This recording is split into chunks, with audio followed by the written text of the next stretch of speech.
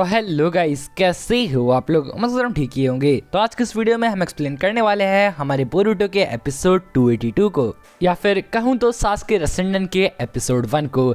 And भाई literally यार, इस एपिसोड के अंदर हमें न्यू ओपनिंग एंड उसके साथ साथ न्यू एंडिंग भी देखने को मिली है, जो कि लिटरली काफ़ी ज़्यादा ही गॉड लेवल है, जिसके ऊपर मैं अलग से ऑफ कोर्स एक सेपरेट वीडियो बनाऊंगा। और जो लोग कहते थे कि बोरुटो का एनिमेशन बेकार है, वो बस जाके इन दोनों ओपनिंग एंड एंडिंग को एक बार देख लेना। Your opinion will be changed. तो अब जब हमारे बोरुटो के फिलर एपिसोड्स खत्म हो चुके हैं, तो मैं भी सोच रहा हूँ कि अब वापस से चैनल को रिवाइव किया जाए। वीडियो वापस से रेगुलर बेसिस पे आना स्टार्ट होने वाली है, क्योंकि अब बोरुटो के फिलर एपिसोड्स भी खत्म हो चुके हैं। काफ़ी तगड़ा तगड़ा स्टफ है मेरे पास कवर करने को। सो डेट्स वाई आपको भी काफ़ी मज़ा आने वाला है। तो बिना टाइम बर्बाद किए जल्दी से आज के इस वीडियो को स्टार्ट कर लेते हैं। एपिसोड के स्टार्टिंग में हम देखते हैं एक लड़की को, जो कि दूसरी लड़की को हाथ में रिंग देखकर उसे कॉन्ग्रेचुलेट करती है और उससे कहती है तुम्हारी शादी हो गई, तुमने मुझे बताया भी नहीं। खैर तुम काफ़ी ज़्यादा ही लकी हो। एंड ये सारी बातें सुन रहा होता है हमारा उचिया सासुके, जो कि उसके कार्य को ढूंढने के मिशन पर होता है। एंड वो ये बात सुनकर समझ जाता है कि वो रेंडाकू विलेज के पास में है, बिकॉज रेंडाकू विलेज के अंदर ही शादी करने पर एक दूसरे को रिंग्स पहनाई जाती है। एंड इसी तरह रात हो जाती है। सासुके हमारे कोड को ढूंढने के मिशन को कंटिन्यू कर रहा होता है और वो याद करता है उन दिनों को जब वो लास्ट टाइम आया था रेंडाकू विलेज में। एंड हमें पता लगता है लास्ट बार वो इस विलेज में तब आया था जब हमारे नारुतो की तबीयत खराब हो गई थी और वो यहाँ पर उसका क्योर ढूंढने आया था। और इसके बाद हमें पास्ट का सीन दिखाया जाता है। सासुके हमारे नारुतो के होकागे ऑफिस में एंटर करता है। वो नारुतो उसकी हेल्थ के बारे में पूछता है। हमारा नारुतो कहता है मैं ठीक हूँ। सासुके का ये सुनने के बाद एक ही रिएक्शन था उसके मन में, आई मीन कि हम तो चूतिया है, मैं तो कुछ पता ही नहीं लगता। मतलब ये बोल रहे ठीक है तो मतलब ठीक ही होगा ना, खुद का कॉमन सेंस तो यूज़ करना ही नहीं होता है। बट वहीं पर हमारे शिकामारू सासुके को सारी की सारी इन्फॉर्मेशन दे देता है और वो उससे बताता है कि नारुतो को ठीक वही इलनेस है जो कि सेज ऑफ सिक्स पाथ को हुई थी, और ये बात ठीक कुरामा ने ही हमें अभी बताई है। कुरामा गाइस, कुरामा हमारा नाइन टेल फॉक्स। कमेंट में जाकर लव यू कुरामा एक बार लिख देना। जब कुरामा इन कमेंट्स को पढ़ेगा तो सच में उसे काफ़ी अच्छा लगेगा। एनीवेज, हमारा शिकामारू उसकी बात को कंटिन्यू करते हुए कहता है कि कुरामा के हिसाब से इस इलनेस का इलाज उन्हें मिला था रेंडाकू विलेज में, जहाँ पे हमने अभी प्रीवियस होकागे यानी कि सिक्स्थ होकागे को भेजा है। सासुके कहता है अच्छा तो क्या ककाशी का कोई जवाब आया। शिकामारू बताता है कि ककाशी अभी भी उसकी जानकारी को कलेक्ट कर रहा है, क्योंकि रेंडाकू विलेज कोई डेवलप्ड विलेज नहीं है और ऊपर से उसकी कंडीशन कुछ ज़्यादा ही ख़राब है।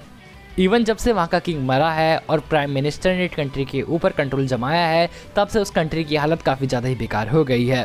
वहाँ के प्रिंस एंड प्रिंसेस अभी छोटे हैं, इसलिए अभी वो कुछ ज़्यादा डिसीजन नहीं ले सकते हैं और वहाँ का प्राइम मिनिस्टर ही सारी की सारी चीज़ों को देख रहा है। लॉर्ड सिक्स्थ ने वहाँ की रॉयल फैमिली से काफ़ी अच्छे कनेक्शंस बिठा लिए हैं। इवन वो वहाँ के प्रिंस के ट्यूटर भी बन चुके हैं। देन हम देखते हैं हमारे गीगा चैड ककाशी को, जो कि वहाँ के प्रिंस के पास आता है और वो उनसे कहता है हे प्रिंस, अब आपको पढ़ाई कर लेनी चाहिए, आपकी पढ़ाई का टाइम हो चुका है। बट वो प्रिंस कहता है नहीं, मुझे पढ़ाई नहीं करनी है, और वैसे भी ना ही मुझे पढ़ना आता है और ना ही मुझे लिखना आता है, तो आप बस अपना टाइम ही वेस्ट करेंगे। ककाशी कहता है ओ अच्छा, लेकिन मैं तो सोच रहा था कि आपको मैं लाइब्रेरी लेके जाऊँ। बट हमारा प्रिंस कहता है लाइब्रेरी वहाँ पर ताला मार रखा है, वहाँ पर नहीं जा सकते। बट देन हमारा ककाशी कहता है अच्छा कोई बात नहीं, तो ठीक है फिर मैं आपको पढ़ना और लिखना ही सिखाता हूँ।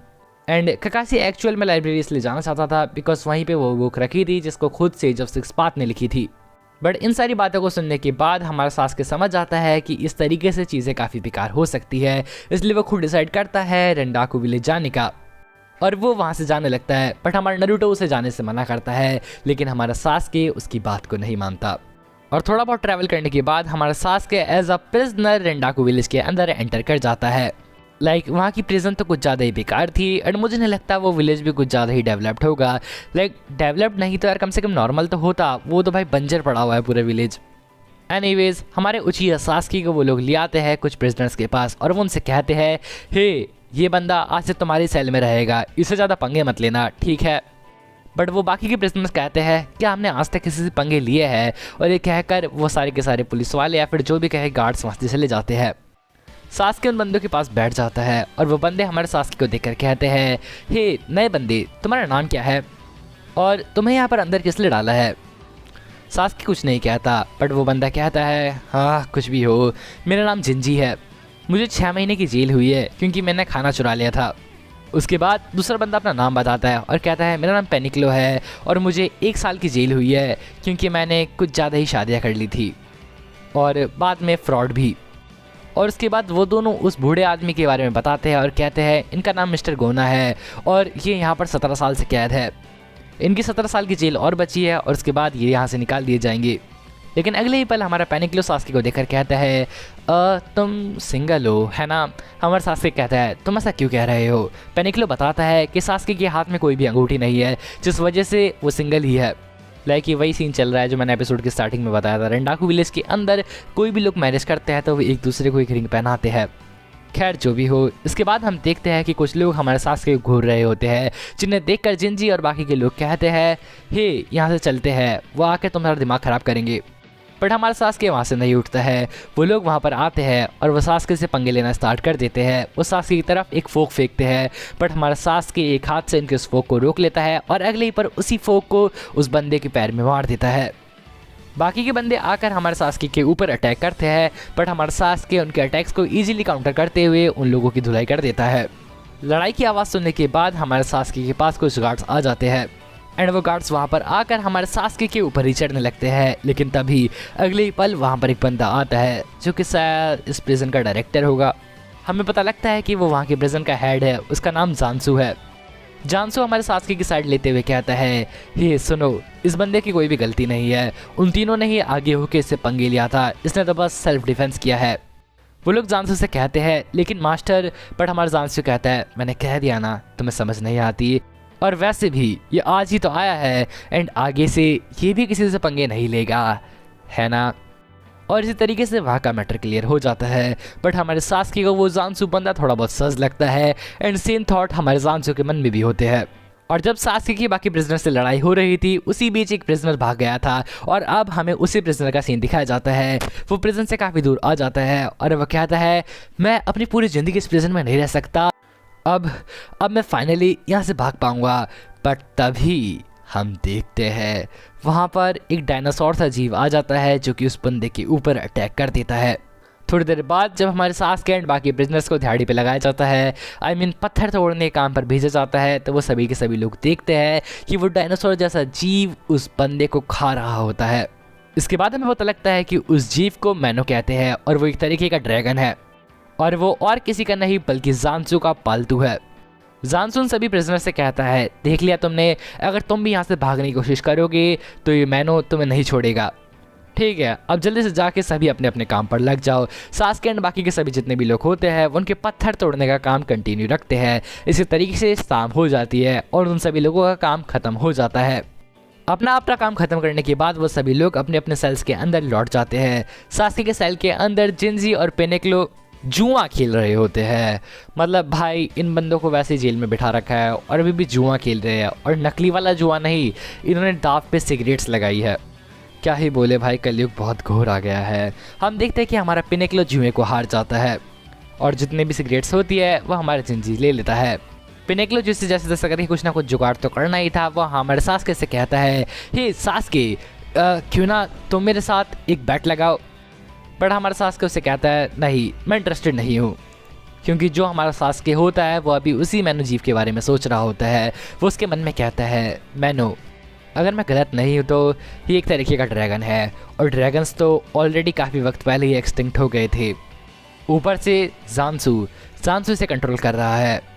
मैं समझ चुका हूँ, मैनो एक तरीके का समनिंग एनिमल है, लेकिन ये काफ़ी ज़्यादा टाइम तक इस अर्थ पे कैसे है?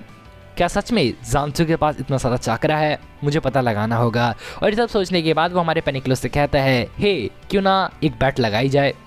पेनिक्लो भी सुनने के बाद काफ़ी ज़्यादा खुश हो जाता है एंड हमारा सास्के कहता है लेकिन मैं बैट में ये जैम लगाऊंगा, मेरे पास कोई सिगरेट्स नहीं है। हमारा पेनिक्लो उस चीज़ के ऊपर एग्री कर देता है। हमारा जो पेनिक्लो होता है वो बैट हार जाता है और बैट के अकॉर्डिंग उसे हमारे सास्के का एक काम अब कंप्लीट करना था। हमारा सास्के उससे कहता है कि वो यहाँ से बाहर जा रहा है और उसकी गैर मौजूदगी में पेनिक्लो को गार्ड का ध्यान बटाना था। हमारे पेनिक्लो इस चीज़ के ऊपर एग्री कर देता है बट वो सास्के को भी अवेयर रहने को कहता है।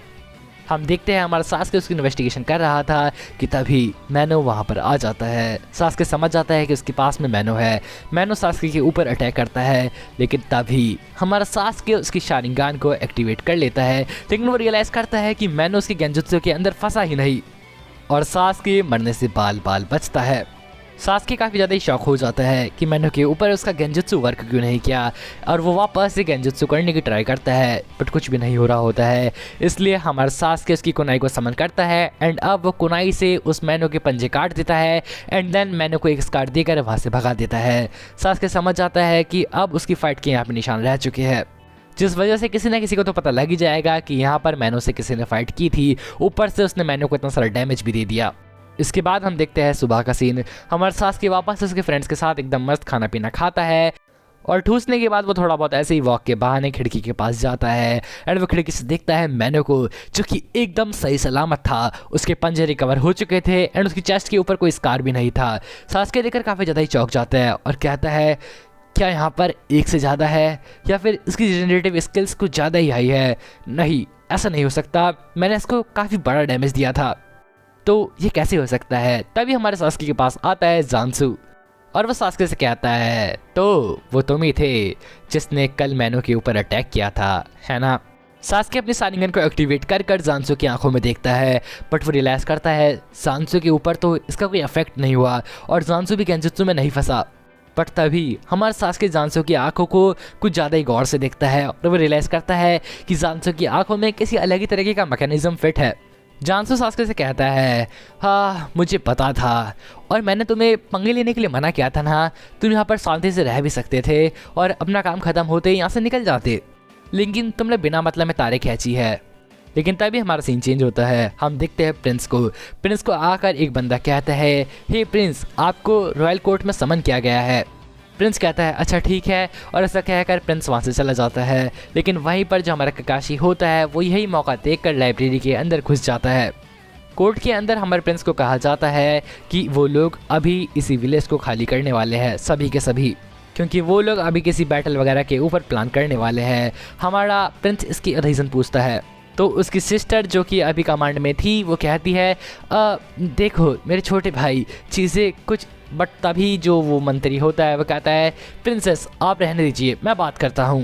मतलब बात क्या करता है भाई, तू ऑर्डर ही तू दे रहा है, बेचारी से हरकतें भी तू ही तो करवा रहा है तू। वो हमारे प्रिंस से कहता है हमारे विलेज की हालत कुछ ज़्यादा ही बेकार हो चुकी है, ये कंट्री डेवलप नहीं हो रही, इसलिए अब हम दूसरे विलेज के ऊपर अटैक कर कर उनको टेक ओवर कर कर वहाँ पर रहेंगे।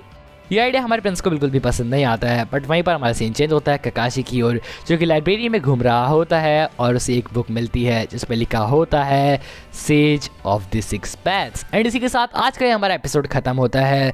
तो क्या कांड हुआ होगा, क्या सच में हमारे ककाशी को तोड़ मिल चुका है और जांसू और सास्के की फाइट में कौन जीतेगा, क्या सास्के वीक पड़ चुका है, ये सब तो हमें पता लगेगा अगले एपिसोड में। इसलिए अगर अभी तक चैनल को सब्सक्राइब नहीं किया है तो चैनल को भी सब्सक्राइब कर दो, वीडियो को लाइक नहीं किया है तो वीडियो को भी लाइक कर दो। और अब जब फिलर्स खत्म हो चुके हैं तो काफ़ी सारी ऑसम वीडियोस आने वाली है, जैसे कि अगला वीडियो होगा ओपनिंग ब्रेकडाउन। तो या सायोनारा शिता।